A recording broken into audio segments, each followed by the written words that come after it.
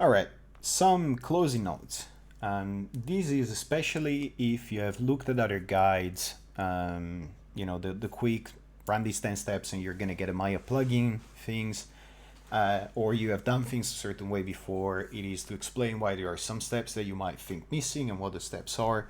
And some of them might actually be situational, but they might be situationally needed. Now, properties for that, this is again the project. And by the way, all of these subtrees actually have all options. So if you go in all options, you can see everything at once. All of them have a search field. So let's talk about RTTI for a second. Now, RTTI is a C++ feature. And it's one of the things that makes it the most different from C. And it's possibly one of the mistakes made by C++.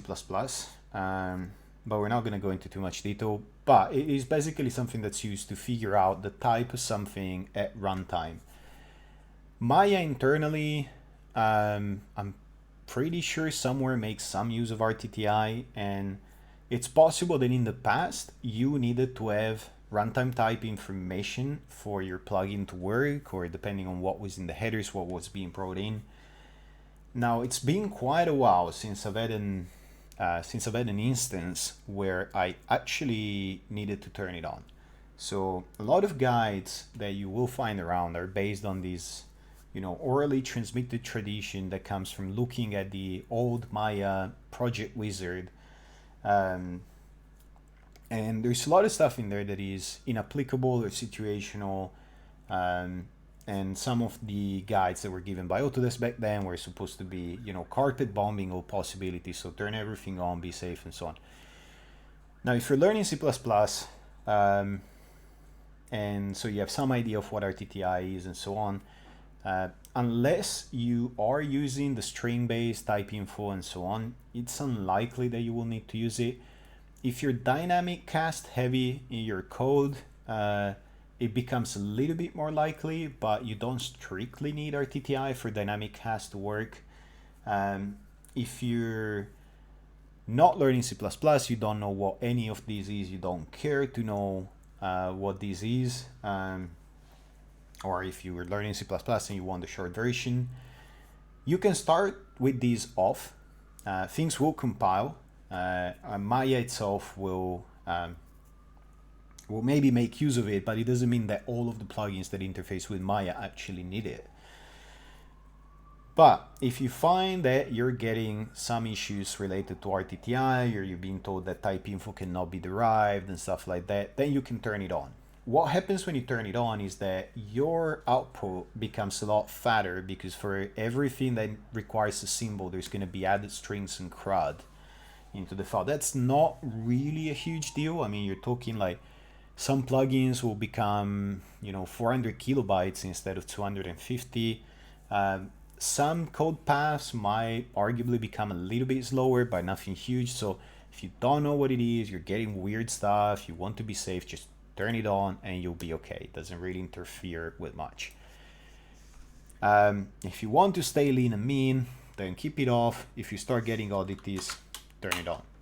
That's it.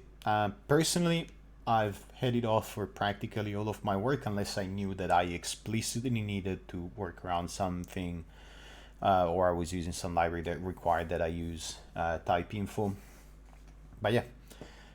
Now, the other thing you will find, and this is probably a little bit more interesting, is oftentimes you will be told, have these things in the preprocessor. Now, if you look for the preprocessor, you see preprocessor definitions in here, and you can add whatever you want.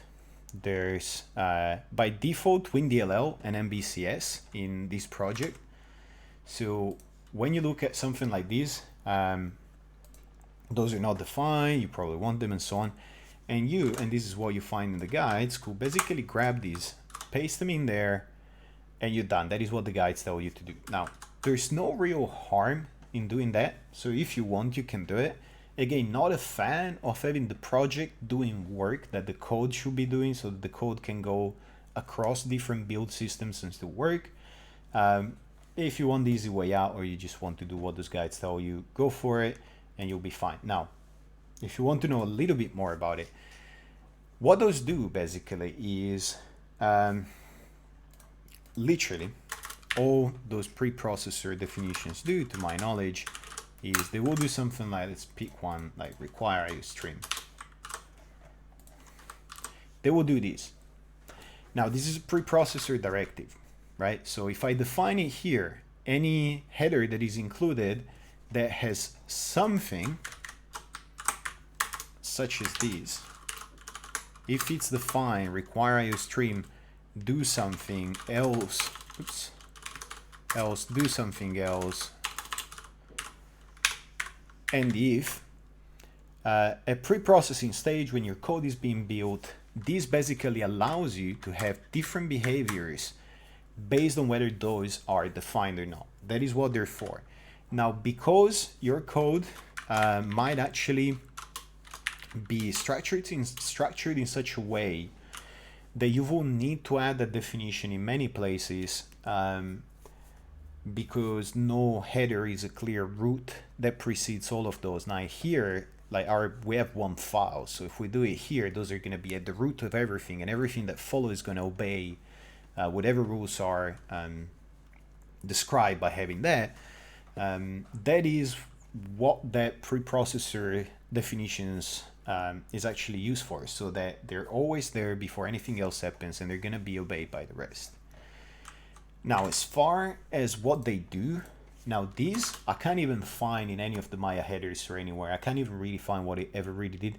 Maybe at some point IOStream was oddly placed in stdlib or something like that. It looks like something very old, and maybe, remember the Maya comes from days when it had to work on SGI, on old Linux, which was much more different to Windows than it is now, on Windows, on Mac, possibly even with PowerPC Macs, maybe goes that far back when they did the first Mac stuff.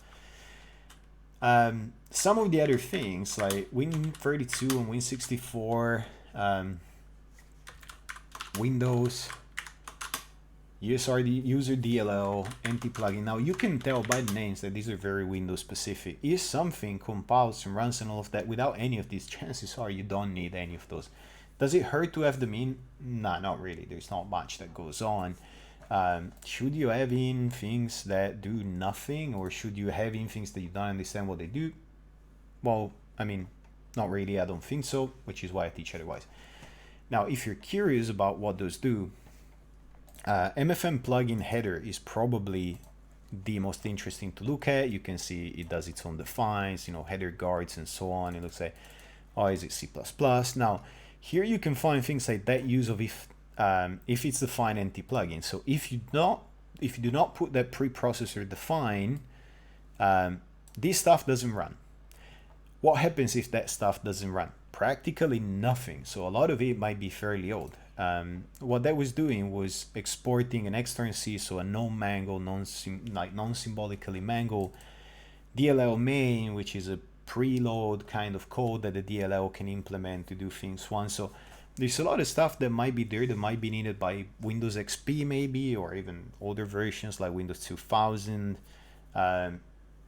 So on Windows 10, on Windows 8, which is what I've been using for the last few years, I've never seen any of those making any difference whatsoever.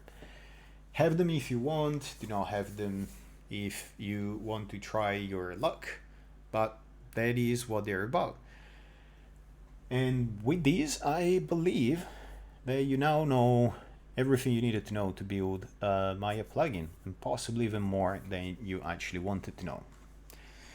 So what we're going to do next is grab somebody's plugin that might be useful, show this process in one go, just to show that it doesn't take actually 15 hours to do it.